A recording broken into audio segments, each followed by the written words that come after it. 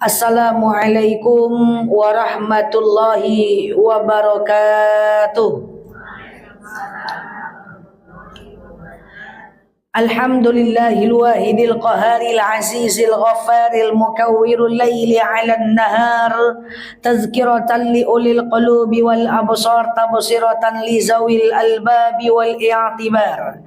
Walhamdulillahilladzi nahmaduhu nasta'inuhu nastaghfiruh wa na'udzu billahi min syururi anfusina wa min sayyiati a'malina. May yahdihillahu fala mudilla lahu wa may yudlilhu fala hadiyalah. Nashhadu an la ilaha illallah, nashhadu anna Muhammadan abduhu wa rasuluh, la nabiyya ba'dah, amma ba'd. Kama qala Allah ta'ala azza wa jalla fi kitabihil karim. Na'udzu billahi minasy syaithanir rajim. Bismillahirrahmanirrahim. Ya ayyatuhan nafsul mutmainnah, irji'i ila rabbiki radiyatan mardiyah, fadkhuli fi ibadi wadkhuli jannati al-ayah. Wa kama qala nabiyyuna Muhammad ibn Abdillah, man salaka tariqan yaltamisu fihi ilman sahalallahu bihi tariqan ilal jannah. Al-hadis sadaqallahul azim. Ibu-ibu yang saya sayangi karena Allah, alhamdulillah, sebelum kita mulai kajian kita berdoa kepada Allah, semoga siapapun kita yang hadir dalam majelis ini, insyaallah Allah sehatkan badan kita, Allah kuatkan jasad kita, Allah tambah ruh keimanan kita, Allah luaskan rezeki kita, Allah angkat segala masalah kita, Allah jauhkan kita dari orang-orang zalim, Allah matikan kita dalam keadaan husnul khatimah. Amin. Allahumma amin. Selanjutnya, innallaha wa malaikatahu yusalluna 'alan nabi ya ayyuhalladzina amanu sallu 'alaihi wa sallimu taslima. Salawat salam kita hadiahkan kepada baginda Rasulullah sallallahu alaihi wasallam dengan lafaz Allahumma salli ala Muhammad wa ala ali Muhammad. Ibu-ibu jamaah Masjid Al-Manar yang saya sayangi karena Allah, alhamdulillah, kita akan masuk ke kajian kita berikutnya. Hari ini saya akan membahas tentang satu hadis yang saat ini sering saya sampaikan di mana-mana. Hanya saja saya mengingatkan kepada kita semuanya untuk kita nggak ketemu lagi menjelang tanggal 16 Juli ya. Saya ingin ingatkan saja kepada kita semuanya bahwa tanggal 15-16 Juli atau hari Senin Selasa di bulan ini kita berada pada puasa Tasu'a dan Asyura. Ya, itu jangan lupa dilakukan. Kami hanya menyampaikan supaya ibu-ibu mengamalkan saja.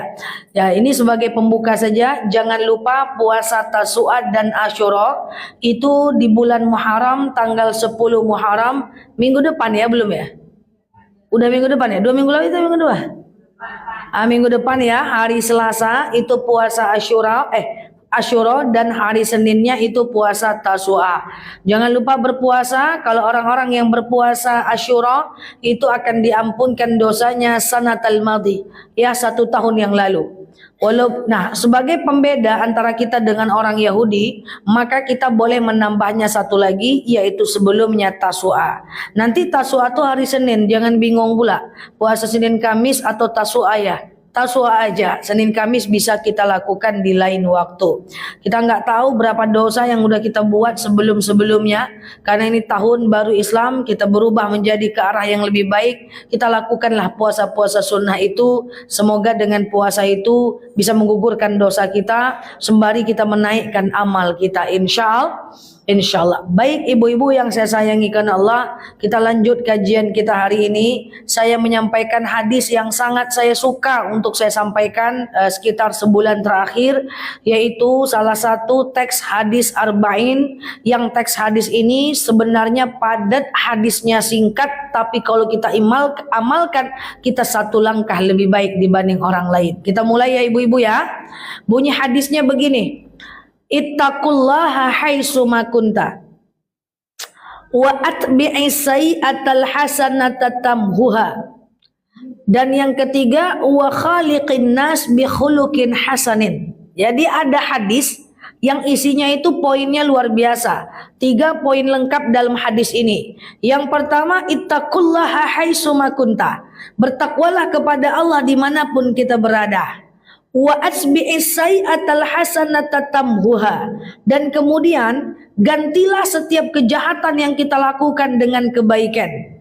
Dan dilanjutkan dengan hadis yang bunyinya wa khaliqin nas bi khuluqin hasanin, dan berakhlaklah, bersikaplah dengan manusia dengan akhlak yang baik. Kita mulai membahas hadis ini. Tujuan kita membahas hadis ini adalah supaya ke depan kita jauh lebih baik, insyaallah. Oke?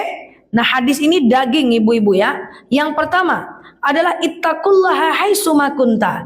Bertakwalah kepada Allah dimanapun kita berada, baik saat sendiri maupun saat berjemaah. Sekarang fenomena umat Islam adalah kalau dia pergi haji, kalau dia pergi umroh, dia taat. Nengok Ka'bah itu dia menangis. Jadi Bu, nengok Ka'bah itu nangis kita itu dapat pahala sunnah Bu. Kalau nengok saya nangis tak dapat pahala sunnah. Tapi kalau nengok Ka'bah ibu menangis Bu, ibu dapat pahala sunnah Bu. Jadi Ka'bah itu ditatap aja dapat pahala. Kemudian dicium dapat pahala. Ditengok lalu kita menangis itu dapat pahala. Ya, jadi orang-orang yang di negerinya dia tidak beriman, katakanlah di kota Pekanbaru ini dia tidak beriman, nyampai dia ke Mekah ditatapnya Ka'bah menangis juga dia Bu, walaupun dia tidak sholat di sini, tapi di Mekah dia rajin semua itu, di Madinah dia rajin semua itu, kebanyakan begitu betul. Nah, jadi orang-orang yang tidak taat di negerinya itu kalau dia sudah pergi ke Mekah ke Madinah itu semuanya taat. Rata-rata itu taat. Karena suasananya, kondisinya membuat kita menjadi orang yang taat. Tapi apakah ukuran orang yang taat itu ketika dia berada di Mekah Madinah? Belum tentu. Tengok sampai dia di Pekanbaru, kira-kira masih istiqomah nggak dia ibadah? Masih taat nggak dia ibadah? Kalau masih taat dia, berarti dia bertakwa dimanapun berada. Tapi kalau dia taatnya cuma di sana saja, maka belum tentu dia bertakwa dimanapun dia berada. Makanya ada kadang-kadang kawan saya tuh guyon, Nel, aku mau cari jodoh. Di mana engkau cari? Di Mekah. Boleh. Tapi hati-hati, dibuktikan ketaatannya setelah dia nyampai ke tanah air. Mabuk dia di Pekanbaru, nyampai sana sholat juga dia, betul? Bergosip dia ahlul ghibah, dia profesor doktor di bidang gosip dia, nyampai sana dia nangis juga. Karena keimanan itu bukan soal tempat dan waktu, tapi dimanapun kita beriman. Kan saya sering bilang, ada ustadz kadang-kadang kami ngobrol, ustazah yakin jemaah ustazah ini nutup aurat kalau ke pasar? Yakin 100%. Ke minimarket yakin nggak ustazah dia ini nutup aurat? Yakin 1000%. Nyapu teras yakin nggak? Dari mukanya nggak yakin saya ini nyapu teras nutup aurat. Jadi kalau nyapu teras agak ragu saya sedikit. Ya kan? Nah, padahal tetap harus nutup aurat, betul ya? Nah, makanya kita tuh bertakwa kepada Allah dimanapun berada. Nutup aurat depan rumah, ya saat nyiram pakaian, ya saat nyiram bunga, saat jemur pakaian gitu ya. Itu kita harus nutup aurat. Karena bertakwa kepada Allah itu dimanapun kita berada. Ibu-ibu, kalau mau cari jodoh untuk anak kandungnya, ibu-ibu harus bangun subuh dan jalan ke masjid di Pekanbaru nih. Siapa anak bujang yang sholat subuh dia ke masjid, itu tanda dia taat. Orang banyak salah. Tanda taat diukur dengan sholat Jumat. Oh dia taat loh ustazah. Kenapa? Dia sholat Jumat. Sholat Jumat dia malu dia kalau nggak sholat. Makanya dia sholat Jumat. Banyak orang yang sholat Jumat begitu, betul ya? Tapi ketaatan seseorang diukur. Sholat subuh nggak dia berjemaah. Kalau dia rajin sholat subuh, jadikanlah menantu bude.